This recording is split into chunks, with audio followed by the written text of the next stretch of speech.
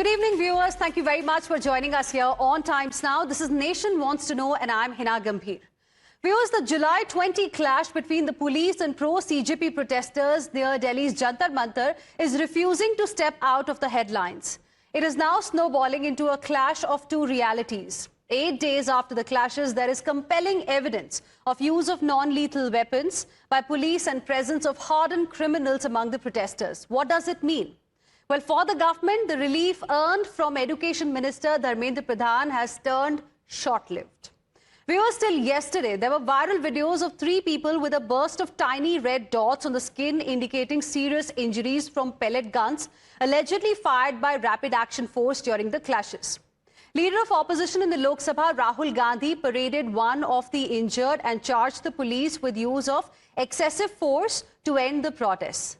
Initially, the CRPF had pinned the blame on the use of the pellet gun on one of its personnel and promised a probe. Authorities did not acknowledge the use of pellet guns in Delhi, but now denials have been demolished.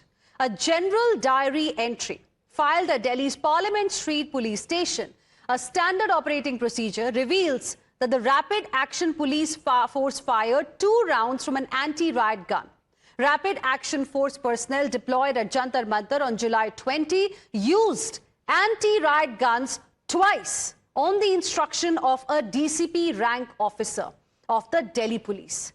The revelation is an alarming twist, viewers. The evidence says that as the protest intensified, RAF personnel fired 55 non-electrical shells, 15 electric shells, tear smoke grenades, 2 rounds from anti-riot guns and plastic pellets. And it was not a breach of command or a Rambo act by a junior personnel. The so-called non-lethal weapons were used on the directions of a Deputy Commissioner of Police rank officer of the Delhi Police. We would like to inform you that pellet guns and shock batons are part of the gear of the RAF, the anti-riot unit under the Central Reserve Police Force, which was deployed alongside Delhi police in and around Jantar Mantar. This is the first time, viewers, that a pellet gun has been used inside the national capital against unarmed protesters. They were last known to have been used during the 2024 farmers' protest, and that happened along the Punjab-Haryana border. Its first deployment was by Jammu and Kashmir police in August 2010. You know, the use of pellet gun is part of a standard operating procedure as the seriousness of the threat from a mob increases. It is called a non-lethal weapon, but it can have devastating implications depending on the point of impact, causing blindness, penetrate into the skull or spine as well. On July 27, retired Intelligence Bureau Special Director Yashovardhan Azad and 2 other victims of pellet gun moved Supreme Court to demand banning the use of wholly or partly metallic kinetic projectiles or pellets fired from pump-action rifles for the purpose of crowd dispersal of civilian assemblies by law enforcement agencies. They want exemplary compensation to all victims of pellet injuries caused by police action on July 20. The issue of pellet guns was touched upon in an oral remark today in Supreme Court as well. Chief Justice of India remarked on the use of force by police, and I quote, "There are some allegations in the petitions, but if you broadly see, one is use of pellet guns on account of which 19-year-old boy has suffered loss of eyesight. There are instances of use of electric batons, young woman admitted to ICU, use of lathis with nails, etc." Now, this is what the Chief Justice of India observed today. The revelation and the petition in the court has worsened the political headache for the government. Opposition is targeting the Home Minister. Listen in. क्या आवश्यकता थी? क्या वे आतंकवादी थे? क्या आतंकवादी हैं?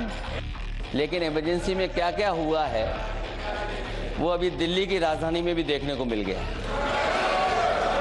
और लकड़ी में लगा हुआ कुछ कील का और कांटे की चीजें, उस समय करंट नहीं लगाया जाता था, इस बार करंट लगाया गया।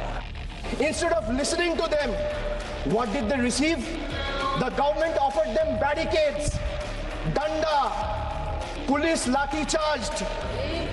Pellets, guns were fired on them. Tear gas.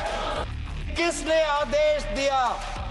वो आदेश कहां से आया कि पैलेट गन का इस्तेमाल हो? बिहार में आपने AK-47 का इस्तेमाल किया। ये नौबत है, ये नौबत है।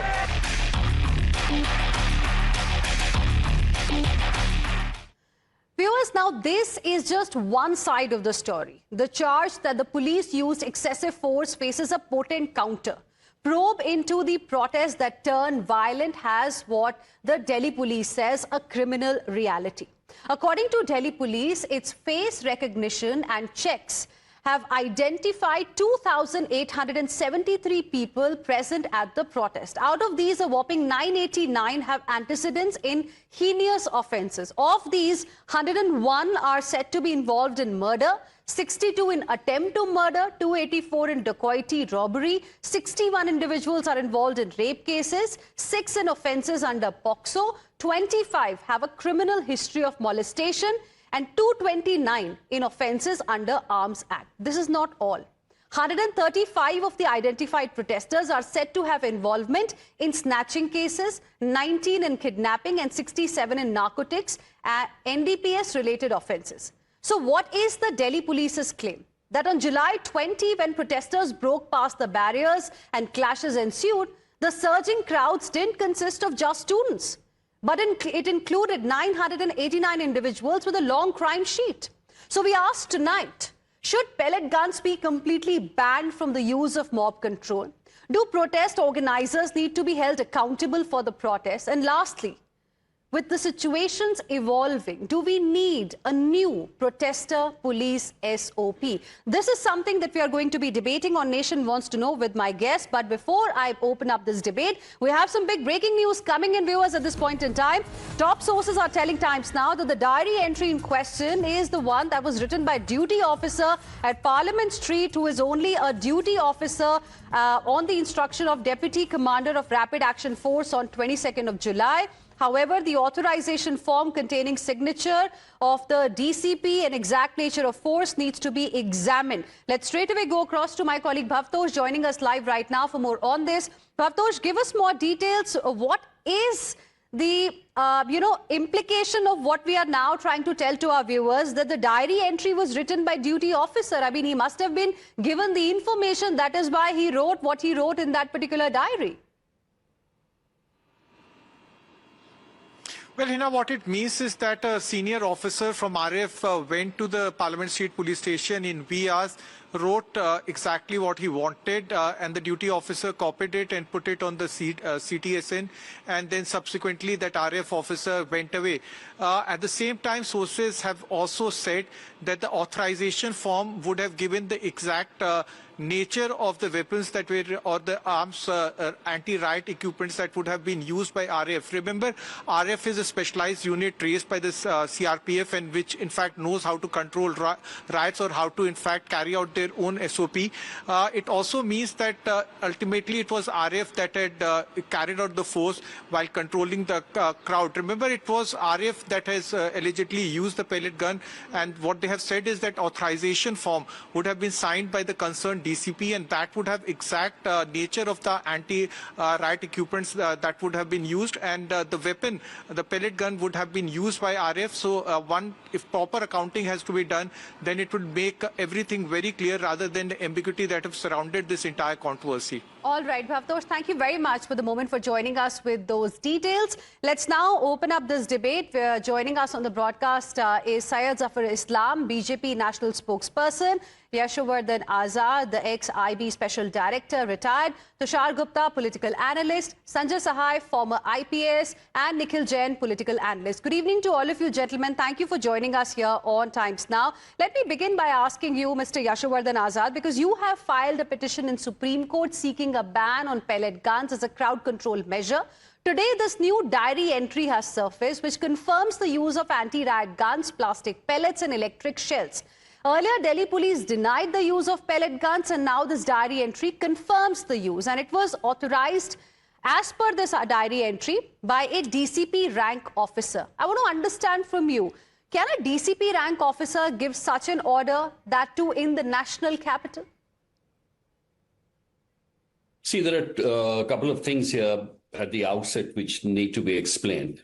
Rapid action force is a force which is trained for dealing with, riot situations, crowd dispersal and crowd control. Basically, they have the expertise for crowd control, and they are requisitioned everywhere for that across the states. It's a part of the CRPF, and CRPF has its contingents in various states, either on requisition, posted there, or called from the state. That's number one. Number two, but when they operate in the state, they operate under the overall guidance of the state police, because state police, ultimately, the responsibility is there.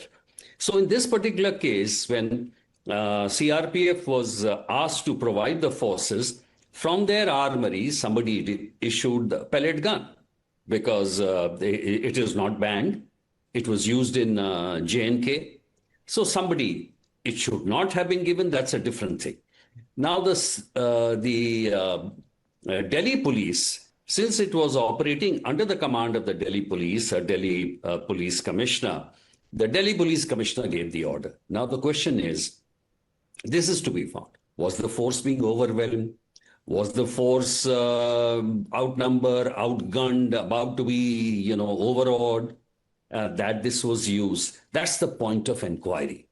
Now, my issue is something different. My issue is, why use it at all when you have an SOP, when you already have water cannons, you have tear gas smoke, you have chili spray, you have so many other things. Why not use that? Because here, what I'm saying is the result is disproportionate damage as opposed to the gains you're talking about crowd dispersal. And that is why it not should be used. For this specific instance, as you rightly said, it was under the command of DCP. And yes, since he was in command, operational command in that particular area, he had the right to use it. I'm saying, why use it at all? It should be banned across the state because of the damage it causes. I think those are some very interesting points you've made, Mr. Azad. Let me take those across to Mr. Sanjay Sahai as well. Mr. Sanjay Sahai, now one thing is very clear, that use of pellet guns is not banned. Second, these have been used largely in militancy-hit Jammu and Kashmir in the past. They've been used extensively since 2010, if I'm not wrong. But another point is, was the force so overwhelmed that it did not have any other option but to use a pellet gun? There are a variety of things which are being thrown all around the place to defend Delhi police and the action in which they indulged on 20th of July. And the first and foremost, which is coming post the protest, is that some 2,000 odd people were involved. They have this criminal record. Where was the intelligence of Delhi police when this whole process was happening? And I would like to know whether these 2,500 people with all detailed criminal records, so those people appeared onto the scene at 10 a.m., 12 noon or something of that nature, and they were not a part of the crowd till much before that. So that is one part of the story. The second part of the story is, I think I told you on the same channel yesterday, as to why Delhi police cannot give a briefing, why Home Ministry cannot give a briefing as to what all has transpired. And there was huge amount of effort which has been done to camouflage or deflect as to whether these weapons were used or not. Whether it's lethal or non-lethal is a different part of the story, and the definition of lethal and non-lethal changes precisely on the nature of job which is being done. There is something called a force gradient which we are talking about, and the force gradient, to best of my understanding and whatever is available in the public domain, that force gradient has not been maintained, and basically pellet guns comes at the level of 5 when in the whole trajectory of force gradient. 2010 it started in Jammu Kashmir. 2016 it was very clearly proven that it is certainly not a weapon of choice, and it was treated as a blinding weapon, and lots of human rights organizations globally have gone against it. So that is precisely where we stand. The RF operates under the control of the civilian police. And on 20th, 22nd, whenever the clarification came from the Delhi police, it was a very, a very smart move from their side that Delhi police has not used. Delhi police has used. Is the RAF who has operated, but it is under the civilian control. RAF does not operate Right. under RAF control and handle the riot situation. Now, Station House Diary, the Station House Diary which you are talking about, it is a sacrosanct document. And every single thing which happens in the jurisdiction of a police station is recorded there. So somebody gave it in writing and somebody wrote, all those things don't happen. There are enough and sufficient documents would be available with the government, with the police, with the RAF, which if tied together will give you the story crystal clear. Right. Isn't that a fair point, Mr. Syed Zafar Islam?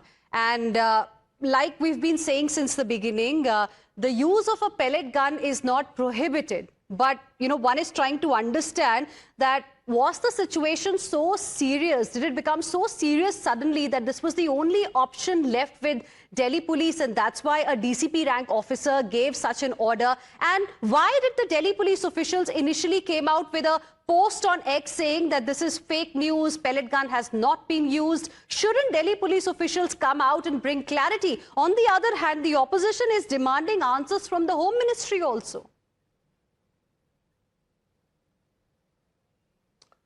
Well, it is not for us to speculate because it's a matter of investigation.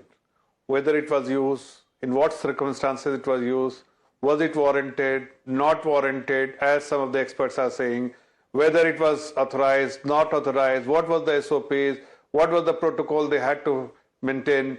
All these things definitely will be investigated and the facts will be for everyone to see. But right now, it is important to understand that if the officer has fired pellet gun or used pellet guns or he was asked to use it, then one has to really understand the circumstances in which he had to use it. It is unfair to put the blame entirely on police officer, or it is unfair to give blame everything to the students. It is for the authorities, it is for the investigative agencies to investigate. We are not blaming anybody for what has happened. We are trying to understand what really happened. I'm saying that when there are... So allow me to complete. So when we know exactly that these protests were there for several days and there were no sign of any anti-social elements coming and joining these protests, but suddenly they started joining. There were 2,500 such anti-social elements, criminal, dacoits, all these people with the past crimes they have done. They became part of the group. In such situation, one has to really understand. I'm not saying whether the police officer is right, wrong. It is not for me to say anything, or it is not for anyone to say or give a being judgmental here. It is for the investigative agencies to find out the truth. In circumstances, they had to resort to pellet gun, whether it was really warranted or not warranted. Okay. I mean, this is what I can say as somebody who is not a cop. Okay. Unlike the two cops here, former cops are here, they would know the SOPs better than any of us on the panel. But as a simple man, which using well, most of the cops that we have spoken to through the day are of the view, Mr. Syed Zafar Islam, that it was not the right weapon to be used in a situation like what we saw in the national capital. Anyways, let me go across to Mr. Nikhil Jain as well. Nikhil Jain, now, you know, there is another important aspect that needs to be highlighted as well, that the other side of the story here, there were criminals who were present on the ground. As per Delhi police sources, 989 out of 2,873 were accused of heinous crimes. Shouldn't the opposition wait for the investigation to get completed in this case than, pointing fingers at the other side? Heena, this is a government, this is a Delhi police, this is a prosecution department that is so thoroughly incompetent that there are many people with charges of NSA, UAPA, terror charges in jail against whom the trial has not yet begun. I will not even go into the fact whether those people are innocent, they've been falsely implicated, or they're actual terrorists, but this is that level of incompetent people that for the 2020 Delhi riots, a bunch of people have been thrown in jail with the charge that they are terrorists, but the government hasn't even bothered to bring them to actual trial. they continue to be in detention, number one. Number two, we are also talking about the same very incompetent Delhi police, which did not know on the 20th of July that crowds of over 1 lakh people are congregating in the national capital, hundreds of meters away from the country's parliament. Now, the same incompetent Delhi police is going to come and tell us that we have identified 2,873 people who are criminals, with 120 people charged with murder, 160 people charged with molestation, and this and that. This is a bunch of balderdash. This is a deviationary tactic.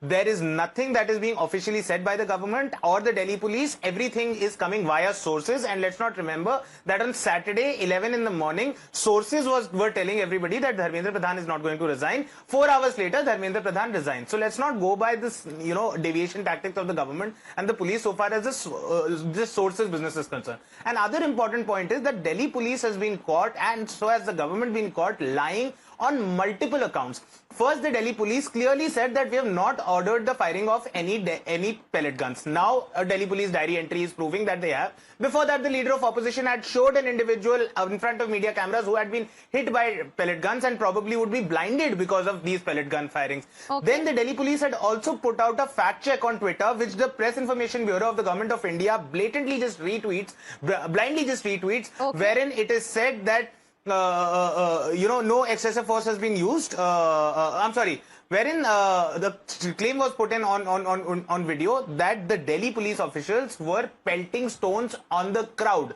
Delhi police says that's a lie. There is a video that has subsequently been fact-checked by various media outlets, but the Delhi police had done a fake fact-check. Fact is, there were multiple people in casual clothes, in chappals, in tapori rumals around their necks, who were supposedly of the Delhi police, who were beating up people, who were breaking open skulls, who were sexually assaulting women. They were firing pellet guns, they were pelting stones. Numerous videos are there on the internet wherein trucks loaded with stones were placed near the protest site before the 20th of July.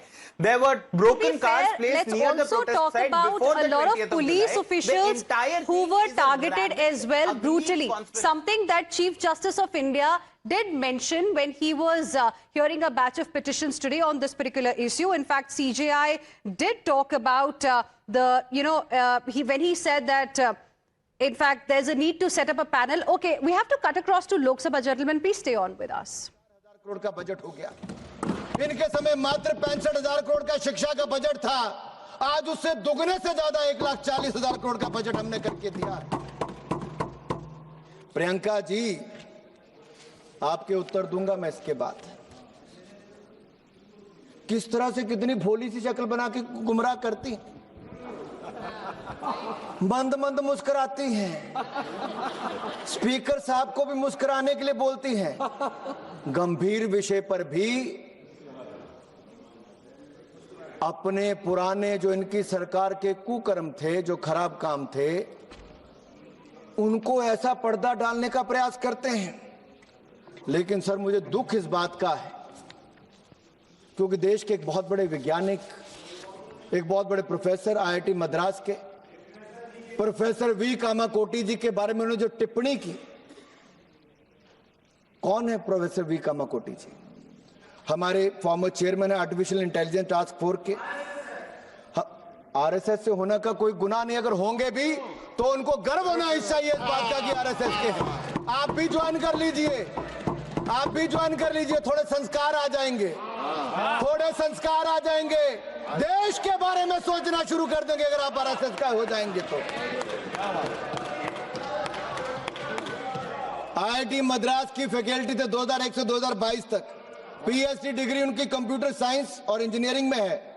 आपका पूरे परिवार की डिग्रियां भी जोड़ लें तो इनके बराबर नहीं हो पाएंगी। और मैं एक बात और कह दूं, मुझे तो लगता था प्रियंका गांधी जी कुछ अच्छा कहेंगी। उन्हें कहा ये गौमूत्र के विशेषज्ञ हैं।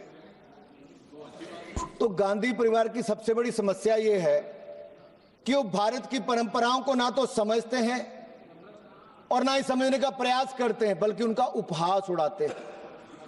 जिन पर दुनिया शोध कर रही है, कांग्रेस उन पर तंज कस रही है। देश के प्रतिष्ठित प्रेस्टिजियस साइंटिस्ट जो भारतीय ज्ञान परंपरा So the debate on the exam bill in Lok Sabha is still continuing. That was Anurag Thakur of the BJP MP there putting across the point of view of the government in this particular case. Let me go back to my guests who continue to be with us. Tushar, I was coming to you now. There is a charge of intelligence failure because now Delhi police sources are suggesting that out of the total people who have been identified, close to 1,000 were history sheeters. They have criminal background. And second charge is that this is a deviation tactic. Another charge is that why have we not seen any official statement now from the Delhi police so that one gets to know what actually happened? Good evening, Heena. You know, I'm sick and tired of political commentators coming on television and accusing the Delhi police of sexually assaulting women. I think this is something that needs to be taken care of and this needs to be legally addressed. People cannot just make random comments because they are slaves of a certain political party. Number two, let's disfranchise the Delhi police. Let's end the Delhi police. We have people on this panel who understand what force they were facing. They understand the quantum of force. They understand the situation they were in. They understand if they were overwhelmed or not. They understand what the situation on the ground was. If everything can be discussed in a television debate, why do we need police? Next time there is 163 or 144 and a mob of 10 draws up on any one of our houses, then we'll happily say, oh, Delhi police was an incompetent force. Delhi police was a fraud. It's good they are disbanded. You know what I find very ridiculous in this entire debate? One which also has some former cops. No one was there at Jantar Mantar. Amongst the six of us, no one was there at Jantar Mantar when all of this happened. No one knows what was on the ground, happening on the ground, how much under threat the Delhi police was. But because of the politics around this entire issue, Delhi police has become everyone's favorite punching bag. Okay. They try to handle the Singhu protest, they get beaten up. They try to handle the Jantar Mantar protest, they get beaten up, the pelted stones. Then people say, oh, they're incompetent. They are incompetent because there are political masters and political commentators who come on television and have the audacity to say, ye to kuch karte nahi hai. Wo kuch karte, tabhi to Delhi surakshit hai. Okay. You might have disagreements with their ways, but don't be so stupid to say that they do this, do that without any Nikhil facts, wants to come in, then I'll go across to Mr. Azad on what sources have claimed about the presence of criminals in this particular protest. Quick rebuttal, Nikhil.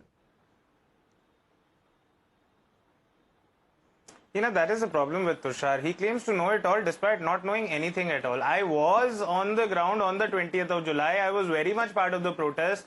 I put up videos on my public profiles. I was in fact a part of 3 different lathi charges, 2 different tear gas shellings. I was personally threatened by a policeman with a rumal on his head, some constable telling me, video band kar le, nikal ja yahan se, lathi marunga. Which is something that I've shown on television as well. Tushar has all sorts of crap that he has no basis for. And there are numerous, and it doesn't really matter whether I was on the ground or not. There are hundreds and thousands of videos on social media that have shown that very visual. Okay, one at a time. Gentlemen, please, one at a time. I don't want to do the gestures. It is just gross. You've responded. You've responded. Now you have responded. Let me go across to Mr. Azad as well. Nikhil, you've made your point. Let me go across to Mr. Azad as well. Let's talk about what Delhi police sources have claimed that, you know, out of the total people who have been identified, 2,873 odd people, close to 1,000 have got a criminal background. Do you think that perhaps was a compulsion for police to use the force of this kind? Because it was not just pellet guns, even electric batons, electric shells that were used. Heena, देखो ना, एक चीज है, चाहे वो criminal हो, चाहे वो मर्डर कन्विक्ट हो, क्या वो बैरिकेड ज्यादा जल्दी कूद जाएगा? Is he going to run faster? Does he have a weapon? Does he have a lathi? Does he have anything to attack the police with sling? No, na?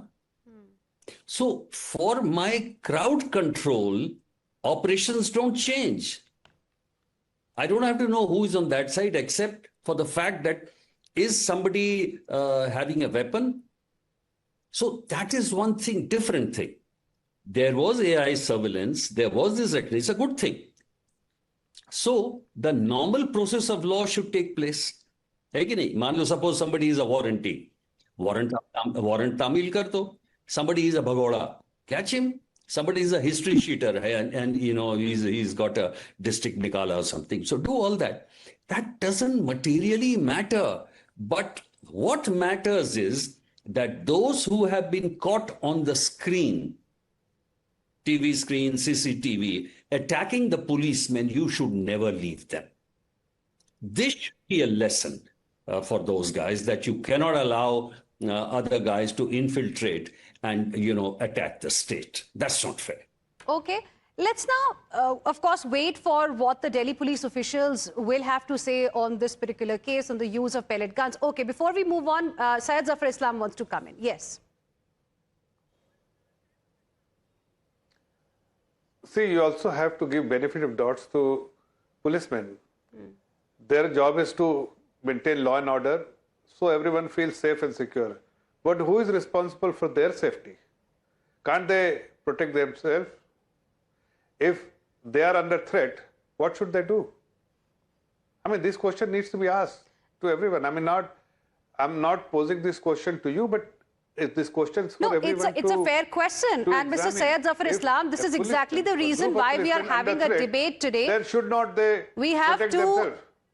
Officers as well. That's why I'm saying that instead of being a speculative here, nobody is being speculative here, Mr. Syed Zafar Islam. We are trying to understand what were the circumstances that led the police to use pellet guns. That's point number one. And second, why have we not got any kind of an official statement from Delhi police in this case, Mr. Syed Zafar Islam? Because the same Delhi police had denied the use of pellet guns.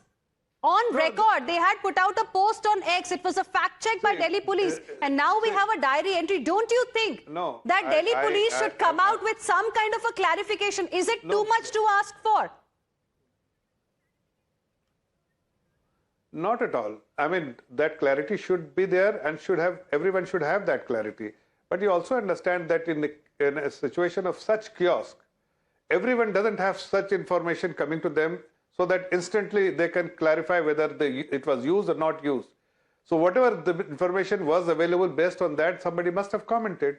But when the truth has emerged, everyone has shared it for the people to know. Okay. And I think my only suggestion is, instead of giving any statement against anyone, it is for everyone to wait for the investigation to get over. Firstly, let me be very clear. Here at Times Now, we are putting out all the facts on the table.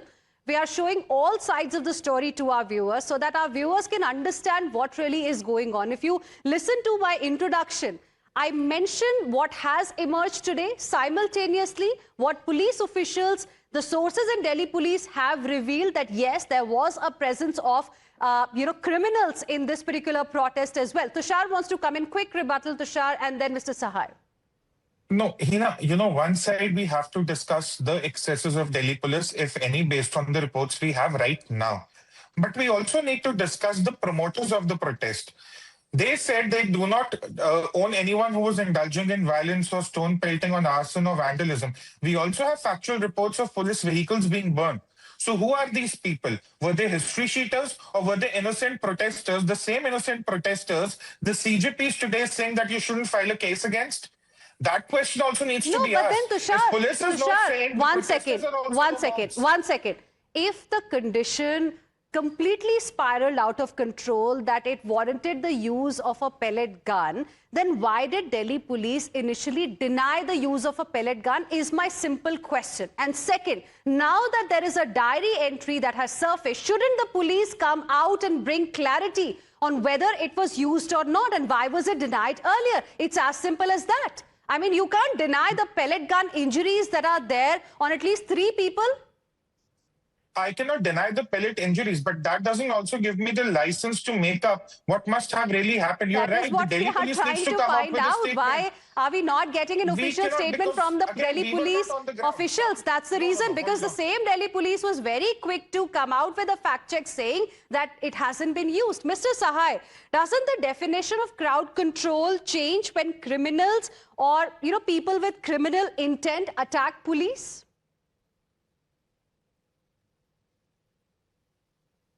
Sir, could you unmute yourself? Where does the question of criminal intent come? It is primarily a crowd which is forcing its way through. When there is 163 BNSS imposed and variety of other physical checks and physical controls which have been put in the place, And as Mr. Yashovardhan Ajar also told you, that we cannot make out through the face as to with the nature of problem he will create. So that is issue is not there. See, my biggest problem with current Delhi police and other organizations, Delhi government and so on and so on, why don't they do a press briefing every single day? And whether it is investigated, not being investigated, let it be told to the media and the public of this country. And as far as another panelist, esteemed panelist talking about that we were not at the spot, Chief Justice of India was also not at the spot. The people who are hearing the case, who are giving the affidavits, they were also not at the spot. And the final thing, why did the government agree to withdraw the cases?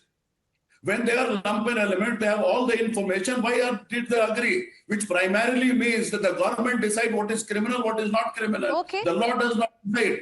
Okay. So this is where we are. Okay, Tushar, disagrees with, I think, what you're saying. Tushar, quick rebuttal. No, the CJI is in a position of authority. Political commentators I was referring to are seasoned liars. There's a huge difference. Okay, Number but two, do you think a press briefing by Delhi police is not too much to ask for? Heena, I have been advocating for a press briefing daily by the government of India for almost 6-7 years now. So that's a separate question. On the question of cases being withdrawn, the cases are not being withdrawn against history cheaters. Let's be very clear about that. Yes. People who have had criminal cases against them, cases are not being withdrawn in that case because the precedent that will set is very, very important. Well, so even the CJI observed the same thing today. No coercive action against innocent student protesters. But if writers were part of it, people with criminal past were part of it, then definitely they shouldn't be spared. Mr. Azad, let's also move ahead in the debate and talk a little bit about how to deal with a situation like this. Do you think we need new SOPs for use of such weapons, for crowd control measures? Or what about the, accountability here? Do protest organizers also need to be held accountable if things spiral out of control? In a democracy, Heena, everyone is accountable, nahin? We only talk about our rights, but everyone should be accountable to the upholding the nation's integrity and unity. So in that respect, definitely, when you protest, you should protest fully understanding that you should not resort to violence. You should not attack the police. I mean, and you should uphold your flag. I mean, what is the use of keeping a flag and, stoning the policemen or, breaking all the qanoon? So I do think, yes, that there should be some responsibility. Okay, I understand that what has happened, Heena, is that, since childhood, and I've been living on 7 Ashoka Road even before I joined the police. So I used to see that in every protest, there, these elements come in, they create trouble, and the whole debate from the issue of need turns into police barbarity. It's very convenient for the opposition party, it's very convenient for the ruling party, but that's not fair. What should have actually happened was that the state should have intervened. 3 चीज तो मांग रहे थे. प्रधान का इस्तीफा कराओ, 22 करोड़ रुपया दो, और तीसरा था कि भाई कैसे उसे मत करना. तो हो ही गया अंत में. Agar if they would have negotiated, this thing would have happened. So it's a very sad thing what has happened is. But now that it has happened, there must be a judicial inquiry, and that's what I'm saying. In the judicial inquiry, you will get to know why these pellet guns were also used. Was the situation like that? State will reply कि हाँ भाई ऐसी आफत आ गई थी तो हमने बंदूक चलाया और ये ऐसा किया. But क्या वो वाजिब था उस समय में? That is more important to know. And what I'm saying is, why use it at all? Because it has a disproportionate damage as against the gains that you're looking for of dispersal. And if there is a damage, then acknowledge it and give them full compensation. Okay. These are the demands which we have asked. Okay, you're talking about the need for a judicial inquiry. In fact, the Supreme Court also today indicated that it would set up a probe panel, preferably headed by a former CJI, to address the grievances of the protesters. And also CJI spoke about, the grievances of families of police personnel who were injured during July 20 protest march that, turned quite ugly. We'll leave it there. We'll see what happens next in this particular case. I'm completely out of time. Thank you very much, all of you gentlemen, for joining us here on Nation Wants to Know.